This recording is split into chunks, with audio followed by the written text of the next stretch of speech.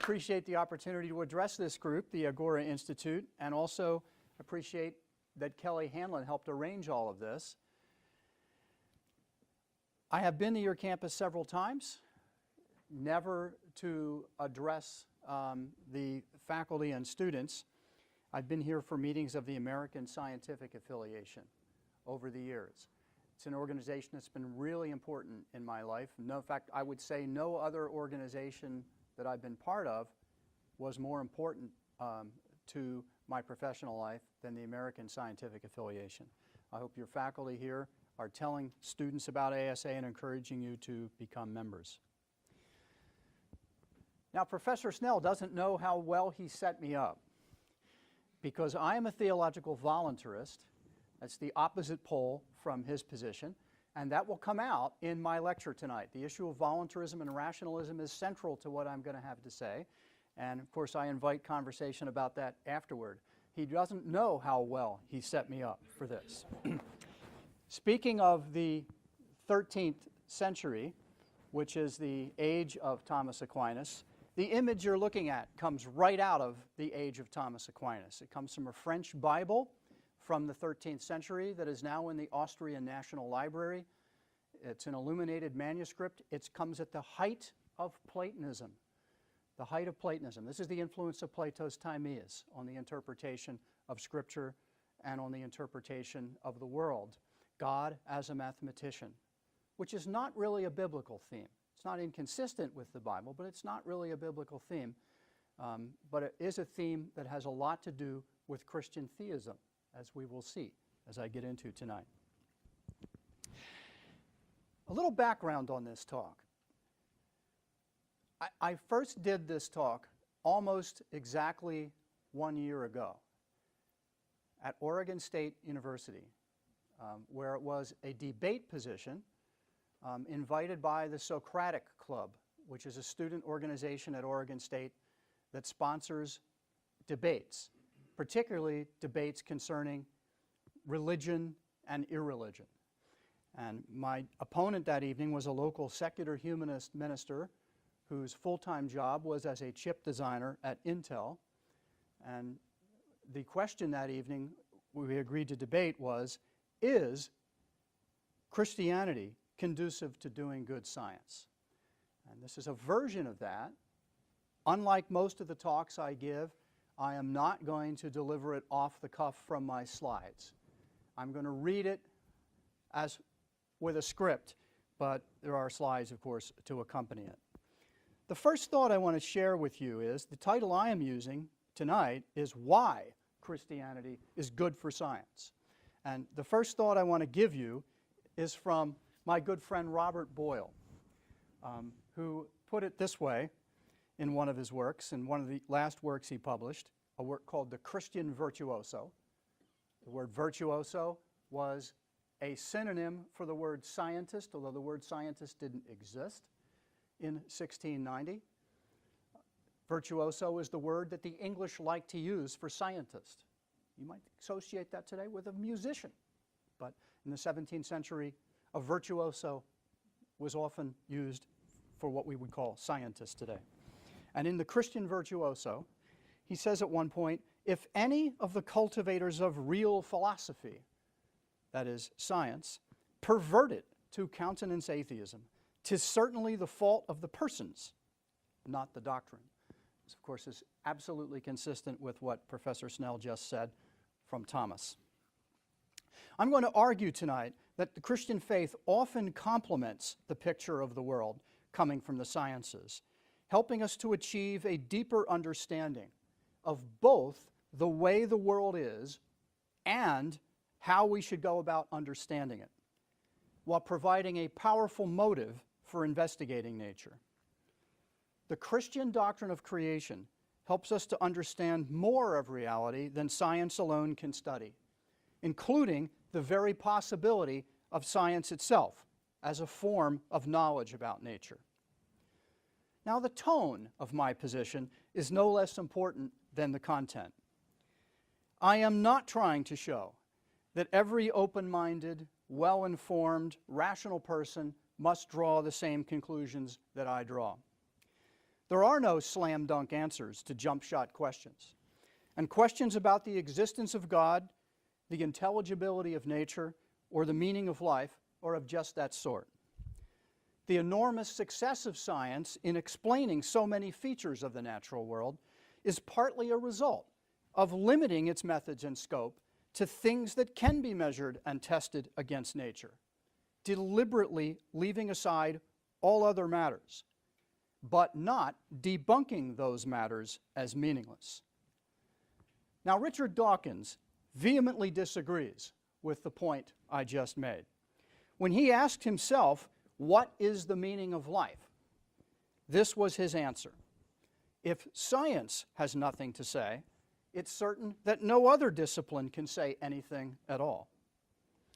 The arrogance of such a claim, dismissing in 17 words the significance of all art, music, literature, and everything else that any person has ever thought about the question, apart from science, is staggering.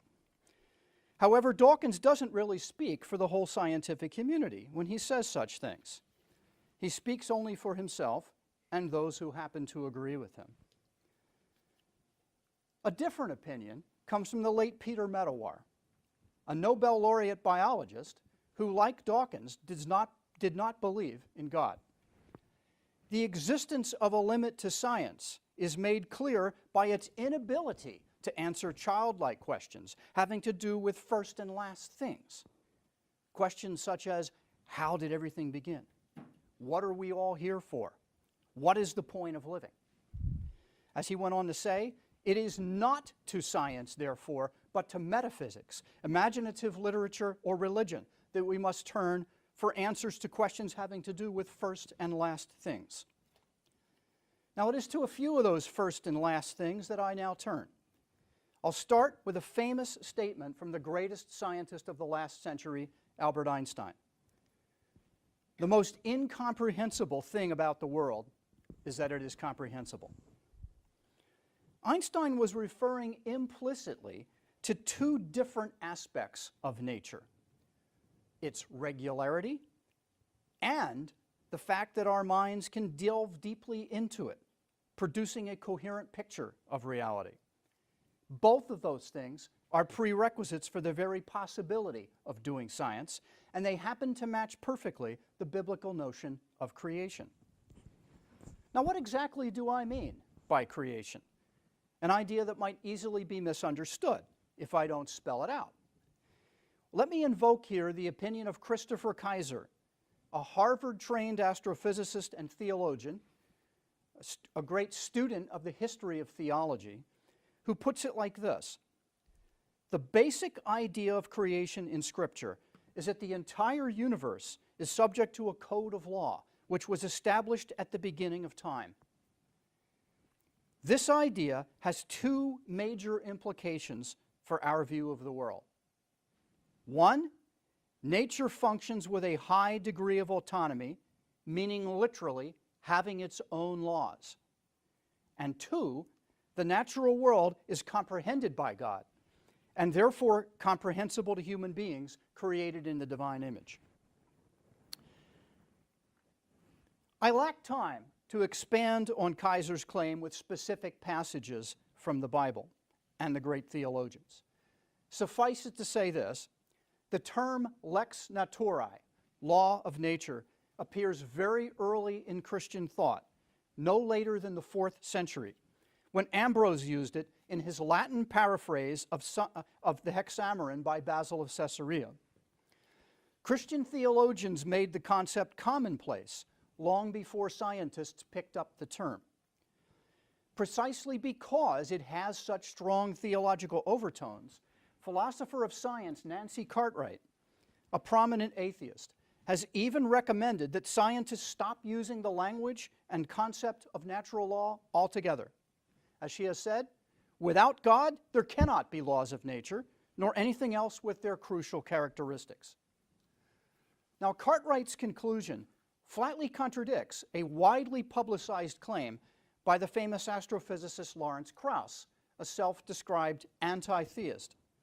According to Krauss, advances in cosmology and particle physics have, quote, made it clear that there's a plausible case for understanding precisely how a universe full of stuff, like the universe we live in, could result literally from nothing by natural processes. And therefore, we don't need a creator. Frankly, this is all bluster. Krauss's pronouncement goes far beyond science, immersing him in philosophical and theological waters that are much deeper than he realizes, or wants to realize, for that matter. David Albert, an atheistic philosopher of physics at Columbia, deftly exposed Krauss's astonishing naivete in the New York Times, concluding that none of Krauss's ideas amount to anything even remotely in the neighborhood of creation from nothing. Indeed, quantum cosmology is a very specific kind of thing. It's hardly nothing. Physicist Paul Davies is equally unimpressed by claims of this sort. It is all very well proclaiming that the laws of physics plus cosmic initial conditions explain the universe, he says, but this begs the question of where those laws and conditions came from in the first place.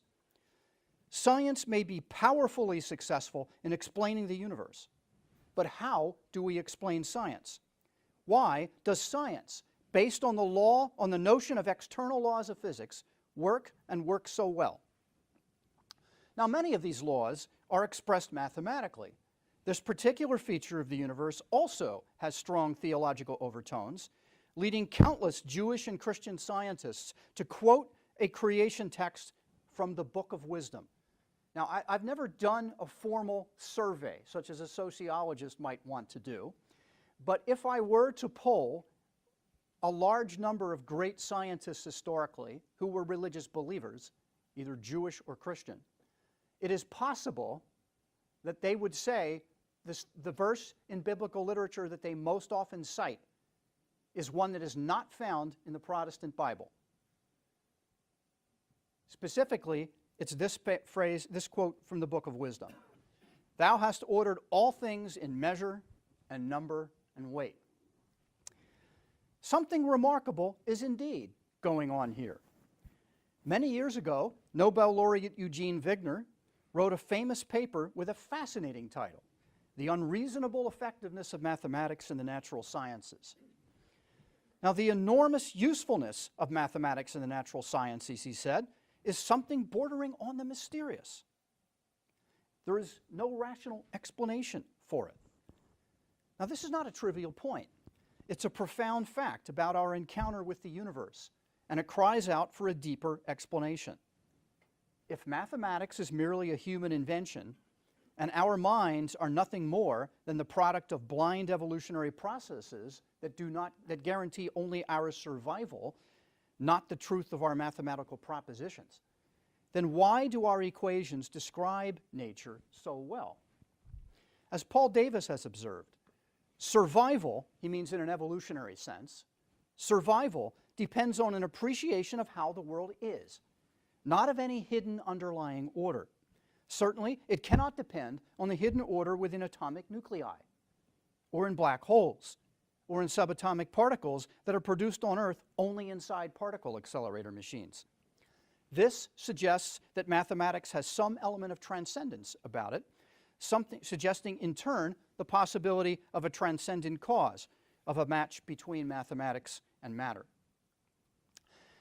Now, whether or not they are mathematical, scientific laws summarize an enormous body of observations, giving them conceptual shape while helping us to predict the results of future observations. They arise out of the interplay of reason and experience that lies at the heart of modern science. Although very few scientists today are aware of it, there are actually deep connections between theism and the idea that we ought to learn about nature first and foremost by observing it, as opposed to abstractly thinking what it must be like. Living at a time when we're confronted with enormously speculative claims about an inconceivable number of undetectable universes, it's worth remembering something that Galileo's spokesman, Salviati, the character Salviati in his famous book, The Dialogue on the Two Chief World Systems. Salviati speaks for Galileo in this book. There are 3 interlocutors in the book. In the Latin edition, it makes it even clearer who they are: Copernicus, Ptolemy, and a person to sort out the argument.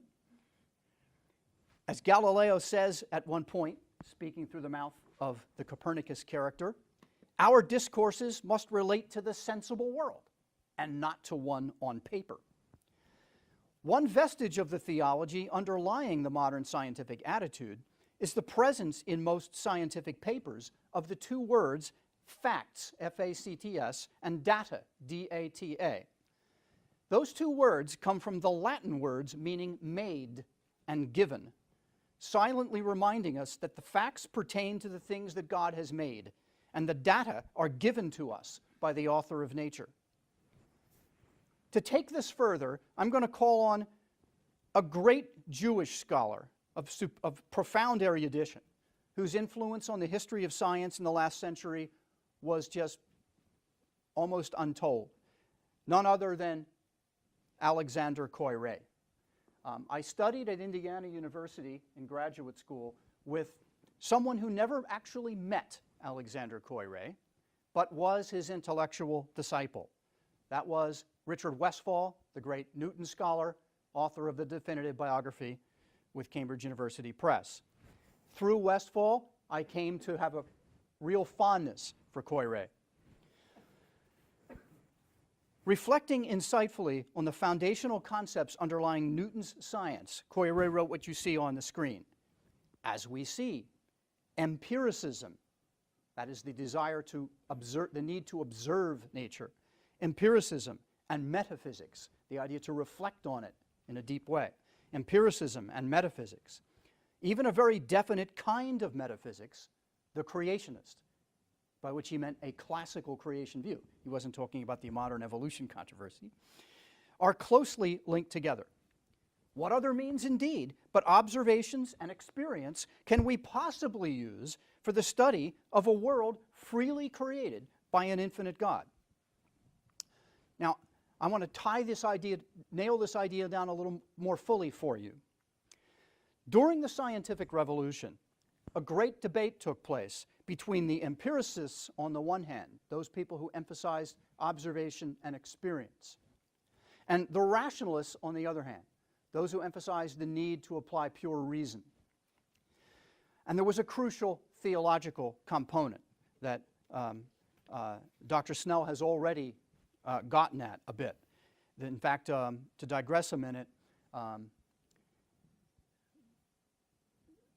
the conversation about God's will and God's reason in the Middle Ages, which arises out of the 13th century conversations at Paris, where Aquinas was, is continuous with conversations of the same kind in the early modern period, in the 16th and 17th centuries, especially in the 17th century and into the early 18th century. The issues are identical, and they're phrased in almost exactly the same kinds of terms about God's will and God's reason. So, on the one hand, the rationalists, such as René Descartes, Baruch Spinoza, and Gottfried Leibniz, the rationalists held that reason alone is sufficient to discover the fundamental laws of nature. You might need observations to get some of the details right, but the basic picture of nature you could get from reason alone. The empiricists, on the other hand, including Francis Bacon, Robert Boyle, and Isaac Newton, held that science could not be done in an armchair. Observation and experiment were essential components. This irreducible difference of opinion shines through something that Gottfried Leibniz told Christian Huygens, another early modern philosopher, concerning Robert Boyle. He said this ironically right after Boyle had died, but he didn't know it yet. He only had dial-up. So he said this. He says, this is what Leibniz said about Boyle. Mr. Boyle spends too much time, to be truthful, drawing from an infinity of splendid experiments, no other conclusions than those which he could have taken for the principles of nature, which one can certify to be true from reason alone, whereas experiments, no matter how numerous, cannot prove them. Now, what did Christian theology have to do with this debate about how science should be done in the period when what we call modern science was assembled, right when it came into existence? Well, listen to these words from the preface to Isaac Newton's great book, The Mathematical Principles of Natural Philosophy. The business of true philosophy is to derive the natures of things from causes truly existent, and to inquire after those laws on which the great Creator actually chose to found this most beautiful frame of the world, not those by which he might have done the same had he so pleased. In other words, we can't tell God what to do. As he went on to say, this was actually the words of Roger Coates, his disciple, who's writing on Newton's behalf in the introduction to the second edition of the Principia. That's where this comes from. But you know darn well Newton approved every one of these words or it wouldn't have gotten in there. Anyone presumptuous enough to think that he can learn the laws of nature from pure reason must either suppose that the world exists by necessity, and by the same necessity follows the laws proposed, or, if the order of nature was established by the will of God, that himself, a miserable reptile, can tell what was fittest to be done. Robert Boyle, who helped create the modern laboratory and its methods, said exactly the same thing. For if we believe God to be the author of things, it is rational to conceive that he may have made them commensurate rather to his own designs in them than to the notions we men may best be able to frame of them. As he went on to say, the author of nature consulted not in the production of things with human capacities. In other words, God didn't ask us how to do it, but first made things in such manner as he was pleased to think fit, and afterward left human understanding to speculate as well as they could. Well, another example of the Christian influence on science, the value that Christianity has for science, comes from Michael Faraday, one of the most important scientists who has ever lived and one of the most intensely religious. The late Cornell historian L. Pierce Williams, who is the author of what was at one point the standard scientific biography of Faraday, was an atheist. But he notes in a shorter version of the biography that he put in the Dictionary of Scientific Biography, he notes with admiration how Faraday drew more than strength from his religion. It gave him both a sense of the necessary unity of the universe, derived from the unity and benevolence of its creator, and a profound sense of the fallibility of man. Both are worth stressing. To continue the same passage, the origins of field theory are to be found in Faraday's detailed experimental researches on electricity. But the speculations and imaginings which led him to publish physical heresies owe something to his unquestioning belief in the unity and interconnection of all phenomena. This belief, in turn, derived from his faith in God as both creator and sustainer of the universe. Well, as with each of these examples, for centuries, Christian theology has been closely linked with a humble attitude toward human knowledge and a genuine openness to finding wholly unanticipated, even seemingly irrational things in nature. And this is surely conducive to doing good science. Indeed, we have an identical opinion from none other than Thomas Henry Huxley, famously known as Darwin's bulldog, for his eagerness to defend Darwin's theory of evolution when it was still a brand new idea in the mid-19th century. He was certainly no Christian. Indeed, he coined the word agnostic to describe his own religious position. But he understood that science and Christianity have this much in common, at least. Science seems to me to teach in the highest and strongest manner the great truth which is embodied in the Christian conception of entire surrender to the will of God. Sit down before the fact as a little child. Be prepared to give up every preconceived notion. Follow humbly wherever and to whatever abysses nature leads, or you shall learn nothing. The relevance of the Christian understanding of creation for doing science should now be evident, but I will conclude with a complementary observation. Doing science actually enhances the Christian life, making one a better disciple of Jesus Christ. Hear Robert Boyle's palpable excitement in this following passage about the telescope, which had been invented roughly 70 years before he wrote this. Though heaven be an object that has been perpetually and conspicuously exposed to man's view and curiosity for some thousands of years, yet it still affords new subjects for their wonder.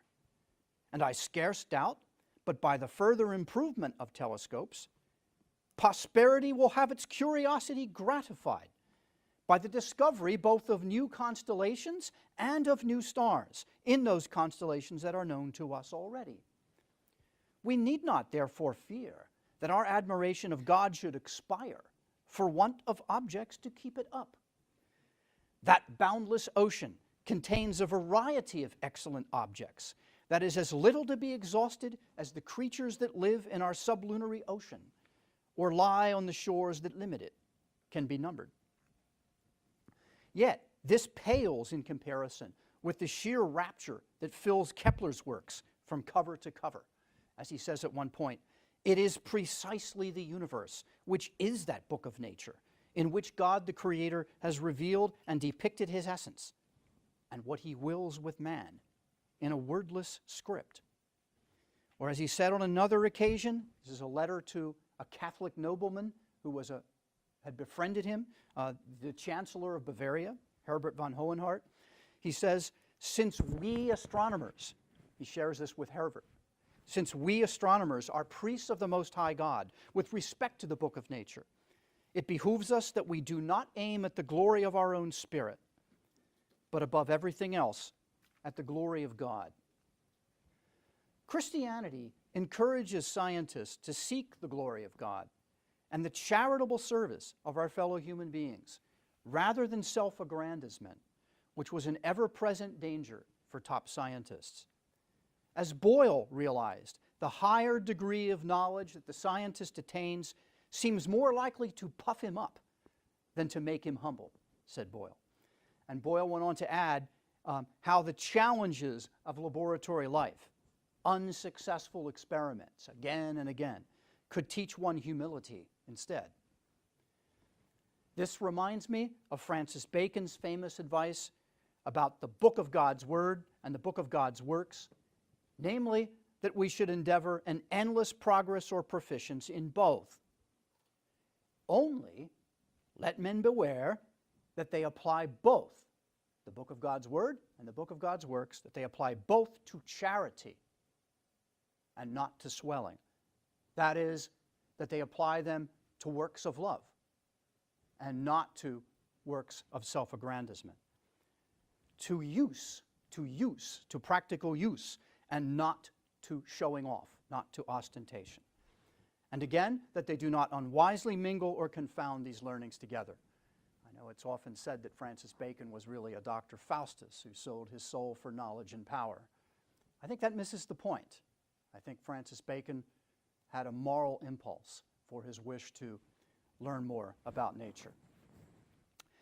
I close with advice from Robert Boyle to other scientists. In an age when so many people allow differences of opinion to degenerate into vulgar name-calling.